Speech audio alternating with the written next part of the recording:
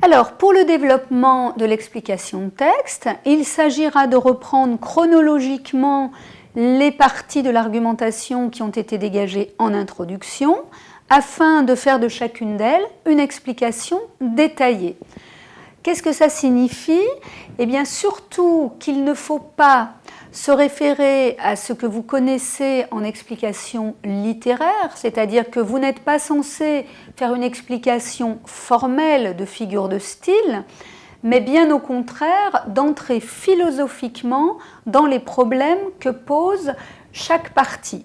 Alors, c'est bien une explication très linéaire, phrase après phrase, et même quasiment mot après mot, mais afin de dégager le sens, de quasiment traduire ce que veut dire l'auteur par rapport à la question qu'il s'est posée et par rapport à la thèse qu'il veut soutenir.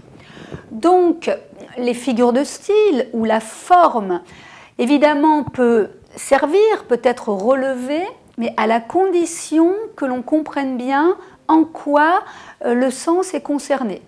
Par exemple, vous pouvez relever l'utilisation d'un conditionnel pour montrer que l'auteur, par ce conditionnel, émet une réserve, critique ce qu'il est en train de montrer, fait parler l'opinion.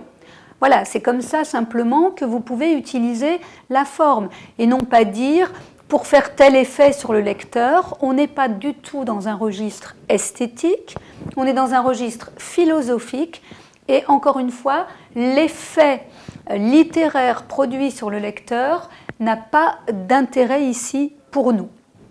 Bien, une fois que vous avez expliqué la première partie, eh bien, vous sautez quelques lignes et vous expliquez la seconde. Pareil ensuite si vous avez une troisième partie.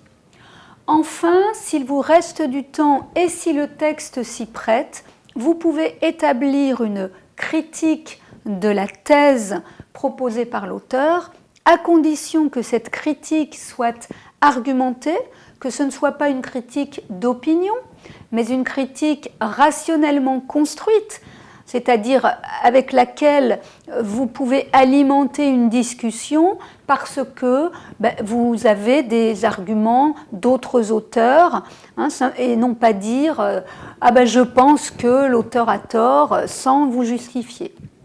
Voilà, donc il est rare de trouver de bonnes critiques et il est rare de pouvoir critiquer un texte. Ça suppose une très grande connaissance des textes philosophiques en général.